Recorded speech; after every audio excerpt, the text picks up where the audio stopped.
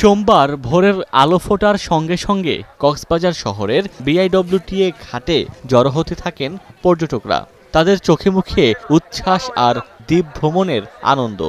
একে একে ticket checking ও পরিবেশ অধিদপ্তরের নির্দেশনা মেনে পর্যটকরা জাহাজে ওঠেন। প্রথম দিনে ৩টি জাহাজে ১২০০ পর্যটক সেন্ট মার্টিন ভ্রমণ করছেন। হানিমুনে যাচ্ছি আমরা নিউ কাপল। তো প্রথম দিন জাহাজও প্রথম যাচ্ছে, আমার ওয়াইফও প্রথম যাচ্ছে, আমি যদিও দ্বিতীয়বার যাচ্ছি। এটা আমাদের জন্য খুবই রোমাঞ্চকর। এতদিন যেহেতু বন্ধ ছিল, এখন নতুনভাবে শুরু হচ্ছে। আশা করবো যে আমরা যে সেন্ট মার্টিন আগে দেখে আসছি সেভাবে আমরা নতুন করে আবার নতুনভাবে আমাদের সেন্ট মার্টিনটাকে দেখতে পারবো। এক্সাইটমেন্ট অনেক মানে ভালো লাগছে।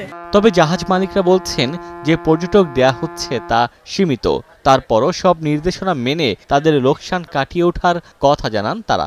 যারা যেতে পারছে তারা খুবই উৎফুল্ল এবং পর্যটক সীমিত করার কারণে কিন্তু অনেকেই বিমুখ হয়েছে এই দ্বীপ ভ্রমণ থেকে।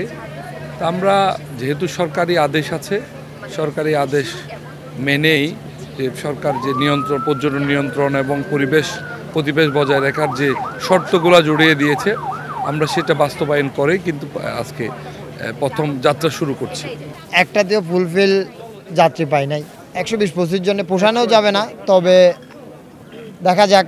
জেলা প্রশাসন ও ট্যুরিস্ট পুলিশ বলছে পর্যটকদের সর্বোচ্চ নিরাপত্তার পাশাপাশি 12টি নির্দেশনা বাস্তবায়নে তারা বদ্ধপরিকর।